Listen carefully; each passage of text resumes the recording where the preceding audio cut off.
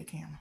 Hello everyone, my name is Devin and thank you for tuning to my channel, Devin's Mastermind. So here's what we're gonna get into today, y'all. As y'all know, Texas beat Alabama 34-24. Quinn Ewers had 3 touchdowns, 1 interception, with to go along with 350 passing, over 350 passing yards. So Texas looked like a national championship. Well, not maybe a national championship, but they definitely looked like a Big 12 contender. So I'm glad that Texas beat Alabama, but what I'm really mad about is Texas A&M Miami and how they did Tulane. Like, how you gonna pick Texas A&M higher than Tulane when Tulane literally had a better record last year than Texas A&M? They went 11-2, I think, and then 12-2, and then Texas A&M Aggies went 5-7. All they did was beat LSU. And that was about it, which I kind of hated that had happened in the way it happened like that. But either way, how you gonna put Tulane lower than Texas A&M when Texas A&M literally just had a losing season? That's all I gotta say for that. But Texas A&M is a disgrace to football. Jimbo Fisher is a worst coach probably of all time. He probably needs to be fired. He's not the worst coach of all time, but he's certainly not a Texas A&M coach of all time. That was Kevin Sumlin when they had Johnny Manziel on the field and Mike Evans, and that team just went wild. So next up I want to get into, I want Colorado. I got Colorado winning the Pac-12 championship, because let me tell you something, Colorado looks pretty good. Like, they just beat TCU, which is the laughingstock team of college football, and then they beat Nebraska really bad, 36-14. And don't get me wrong, Nebraska, they're not a bad team.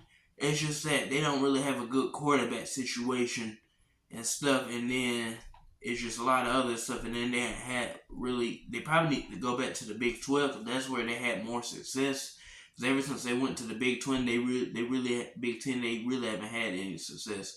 So I think Nebraska needs to switch, go back to the Big 12, but they'll stay in the Big 10, so that's their call.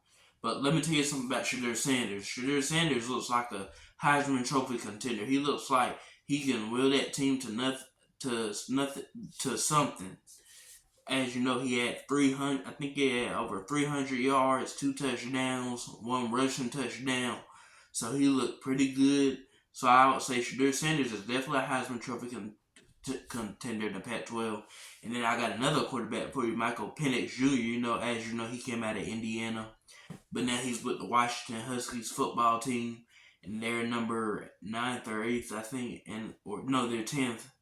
And they look pretty good. They look like they could possibly go to the CFP. So does Florida State. So does Michigan. So does, Georgia really don't look good quarterback-wise. But otherwise than that, Georgia still looks good. And who else was I forgetting? I think Texas, Florida State, Michigan, Georgia, Ohio State, and possibly, I'm trying to think, Washington looks good, like I said. Oregon really doesn't look good that much to me, because when I saw Oregon, they beat Texas Tech. Don't get me wrong, it was a good game, but they just didn't look like the former Oregon team we used to seeing, where they're just beating people 54-25 in the game. So obviously they did not look good, but hopefully they'll show us something later on in the season. Next up, I want to get into Marvin Harrison. As you know, he's probably supposed to be a number 1 first round pick this year. As you know, he had 7 receptions for 160 yards and 2 touchdowns. But that's not the biggest story, wide receiver story. The biggest story is the Miami Dolphins and the Chargers. Now, let me tell you something. Those two offenses look good, because Tyreek Hill had 211 receptions, 2 reception yards, 2 touchdowns, and 10 receptions. Now, if that ain't an MVP right there, I don't know what is.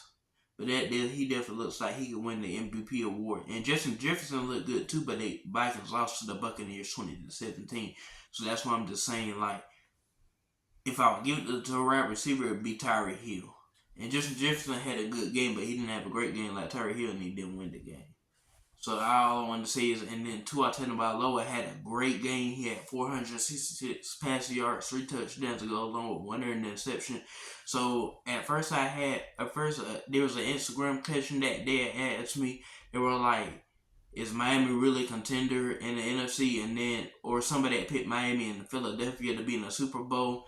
As I would say, I don't think Miami's gonna go to the Super Bowl just yet. But if they keep playing like how they were playing like that, they'll definitely be a Super Bowl contender with that offense. But let me tell you something. The Chargers and the Dolphins offense look great. Now, everybody else's offense didn't look great. It was more so defensive games for the rest, like the Browns whooped the Bengals 24-3. Joe Burrow's 1-5 against them.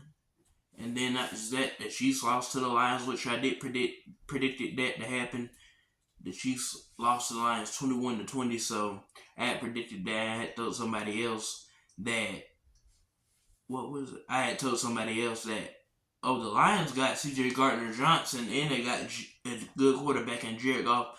Not that he's great, but he's pretty decent. And then not just that, the Chiefs didn't have Travis Kelce or Chris Jones. So that's why I had really predicted the Lions to win, because I knew that they were going to win that even without those 2 players playing on that team for the Chiefs. So I had the Lions, and they did pretty good.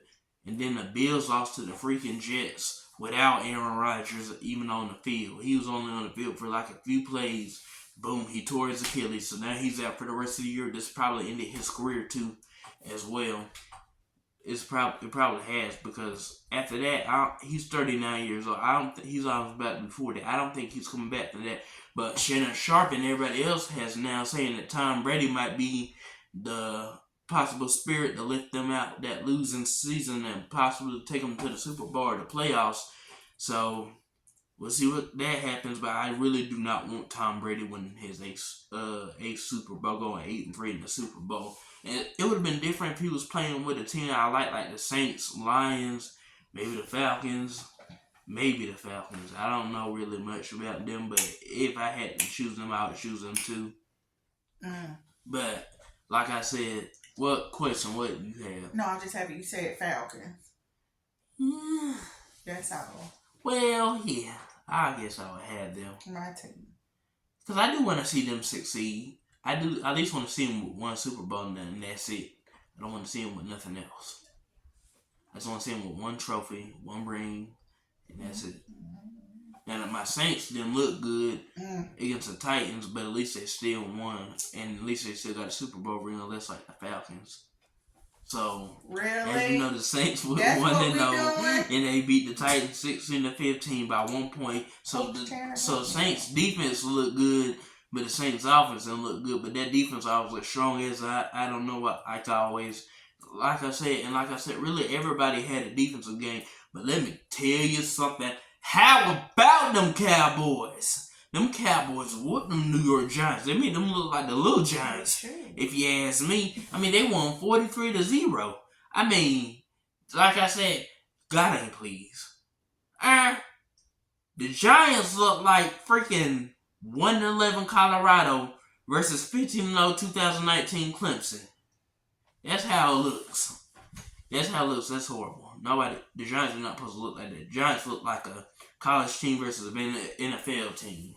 That didn't even look like no Giants that won 4 Super Bowls and beat Tom Brady twice, and Eli Manning had a Hall of Famer quarterback in Eli Manning, and beat Brett Favre on the road 23-20 in 2007 Lambeau Field, Green Bay, Wisconsin. Excuse me.